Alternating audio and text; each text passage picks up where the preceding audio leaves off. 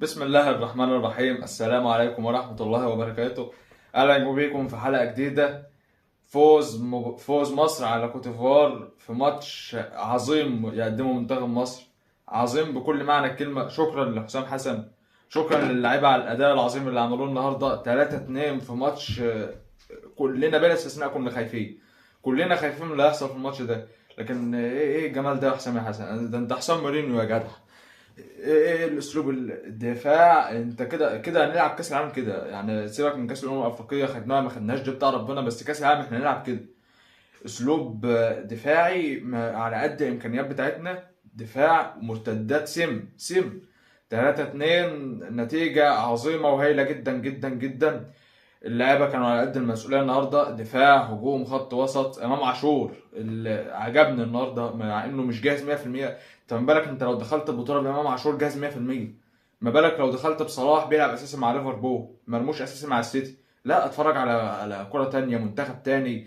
الرجاله النهارده عملوا كل اللي عليهم، كل اللي عليهم وزياده. النهارده تلاقي اللاعب كده مع الكرة وهو جايب اخره. ما فيش لاعب مستهتر بالماتش ابدا.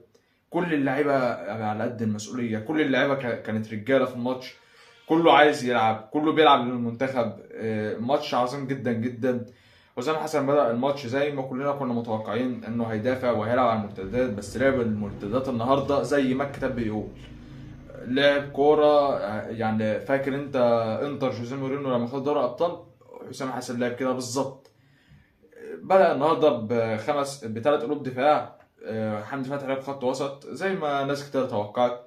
انا قلت في حلقه ليله المباراه، قلت لو مش هيلعب بثلاث مهاجمين يرجع واحد في خط الوسط. هو طلع حمدي فتحي من الدفاع وحطه في خط الوسط زي ما انا قلت حلقه ليله المباراه. بس انا كنت عايز بقى ايه، ما يلعبش فتوح. ادينا شفنا النهارده فتوح غلط بجول، بس فتوح في المجمل هو عمل ماتش حلو. هو غلط في جون دفاعيا لان فتوح اصلا مش واقف على رجله. مش ما لسه يعني. فتوح نفسه وضع امام عاشور بدنيا، مش هتلاقي فتوح. فانا كنت عايز يبدا بخالد صبحي مكان فتوح، لكن الحمد لله عدت. فتوح اخطا في هدف، والهدف الثاني يتحمله الشناوي وحمدي فتحي مع بعض الاثنين. لكن في المجمل المباراه لا، الماتش كان حلو. اللعيبه عملت اللي عليها، كل واحد كان راجل، كل واحد كان على قد المسؤوليه. محمد صلاح وسط كل الانتقادات ديت، وانا شخصيا كنت بنتقده، لكن لا، النهارده اقول له برافو يا محمد يا صلاح. عمل ماتش حلو النهارده محمد صلاح. حلو على اعلى مستوى. تقريبا ما غلطش. تلاقي ماتش منين محمد صلاح ياخد الكوره يا يعمل ميس باص يا يرقص غلط. لا، النهارده عمل اللي عليه. خد فاولات حلو بطريقه ذكيه. لعب حلو محمد صلاح، وكذلك عمر مرموش من وجهة نظر النهارده هو نجم المباراة. هو في سنة أنانية بس يظبطها، بس يعني مش للدرجات دي، ما يبقاش أناني للدرجات. عنده سرعات ومهارة، لكن هو مرموش في المجمل النهارده عمل ماتش كويس. فتح المباراة بجون جميل جدا جدا ومهم جدا. خدها ضغط على المدافع بطريقة حلوة قوي، وخدها وحط الجون الأول. ده بقى اللي فتح نفس المنتخب، ده اللي فتح نفس اللعيبة بقى. بدأنا ندخل في الماتش. جبنا أول جون. اللعيبة تحس إن ما عادش عندهم رهبة. اللعيبه تحس انها اتجرأت. بيلتزموا بالخطه الدفاعيه اللي حسام حسن بيقولها، وبنستغل كل كره بنطلع بيها. عاوز اقول لك ان احنا النهارده شايطين ست تسديدات جايبين ثلاث اجوال. يعني ده استغلال، بنستغل اي كره بنطلعها لازم نستغلها. رامي ربيعه عمل ماتش على اعلى مستوى. سجل هدف تاني جميل رامي ربيعه. رأسية ورامي ربيعه انقذ دفاعيا، انقذ كرات كتير. حسام عبد المجيد كذلك، مع انه ضيع كرة حلوه بدماغه، بس عمل مباراه جميله. رامي ربيعة وحسام عبد المجيد وياسر ابراهيم دفاعيا كان يعني ما كانتش احسن حاجه لياسر، بس كان قوي وكان حلو ياسر ابراهيم. فتوح اللي انا من وجهه نظري انه ما كانش ينفع يبدا الماتش. فتوح لسه مش جاهز بدنيا لتحمل الدفاع، انما هجوميا فتوح كويس. محمد هاني قدم اداء حلو برده، مش وحش. محمد هاني عمل ماتش برده حلو. لعب في نص الملعب حمدي فتحي ومروان عطية وإمام عاشور. ما شفناش مروان عطية كتير، لكن مروان عطية يعني كلهم أدوا اللي عليهم بصراحة. كلهم عملوا اللي عليهم. مروان عطية كان كويس في نص الملعب. جنبه حمدي فتحي أدوار دفاعية وهجومية. حمدي فتحي كان ممتاز. قدامه إمام عاشور اللي النهارده عمل اسيستين وصنع فرص محققة للتسجيل، كان محرك. وده اللي كنت بقول لك عليه، ان ما ينفعش تلعب مروان عطية في نص الملعب لوحده، لازم يبقى جنبه حد زي امام عاشور كده، حلقه الربط من الهجوم والدفاع. امام عاشور او زيزو. انا كنت افضل ان زيزو هو اللي يبدا، امام عاشور ياخد مثلا اخر نص ساعه. دي كانت تبقى حلوه، لان امام عاشور لسه عايز يجهز اكتر. لا، ده مش امام عاشور بس، هو كان ممتاز. محمد صلاح وعمر مرموش كانوا على قد المسؤوليه النهارده. الاتنين كل واحد فيهم سجل. هدف عمر مرموش هايل وجميل جدا الصراحه. محمد صلاح حتى برضه جون حلو بعد اسيست عالمي بوش رجل امام عاشور، عالمي عالمي امام عاشور في الاسيست ده. بس امام عاشور عنده الذهب لا يصدأ يا جماعه. حتى جاهز مش جاهز هو في لمسته، لمسه رجله الفنيه. امام عاشور جاهز مش جاهز هو هيلمس اللمسه بتاعته. رجليه فيها يعني، ده الموهبه. امام عاشور يتقال عليه موهبه، مرموش يتقال عليه موهبه. في لعيبه بتتقال على نفسها وفي لعيبه موهبه. الموهبه ديت بتبقى موهبه ربنا خالقها فيك من اول ما انت اتولدت. فهو امام عاشور من نوع اللعيبه الموهبه جدا، موهبه. فز امام عاشور، حط جونين، صنع جونين حلوين امام عاشور النهارده. من وجهه نظري ادى مباراه حلوه قوي، كلهم عملوا ماتش حلو. تريزيجيه نزل في اخر دقايق، كنتش مع تبديل تريزيجيه. يعني انت عندك زيزو كنت تقدر تنزله، تريزيجيه لسه مش جاهز 100%. طيب يعني اكيد يعني ده حاجه مفروغ منها. وبرده حاجه تانية، انا مش مع انك كل شويه تنزل مصطفى محمد في اخر دقيقه تضيع بوقت يعني. دي حتى معنويا بالنسبه للاعب معنويا مش حلوه معاه، خصوصا ان راس حربه محتاج معامله تانية، مش انك تنزله تضيع بوقت، انك كنت عايز تضيع وقت. مثلا محمد اسماعيل بدل حسام عبد المجيد مثلا، انا بقول مثلا مدافع، تنزل مدافع منه تضيع وقت ومنه انت بتامن دفاعيا. انما انك تنزل راس حربه تضيع بالوقت، لا ديت حاجه اظن انها وحشه بالنسبه لراس الحربه. المجمل حسام حسن عمل ماتش تكتيكي على اعلى مستوى، على اعلى مستوى. كنا هيدخل فينا جوان، كان ممكن نتعادل، لكن احنا بنلعب منتخب كوت ديفوار يا جماعه. يعني كان في ناس بتقول احنا هنشيل 4 وهنشيل 3 وهنخسر وما كناش واثقين في المنتخب. لا احنا دلوقتي اطمنا. دلوقتي زي ما قلت لك الحلقه اللي فاتت، عايزين نطمن على المنتخب من الماتش ده. اصعب ماتش لعبه حسام حسن، اصعب ماتش، وتجاوز الماتش ده. ماتش السنغال اسهل من كوت ديفوار.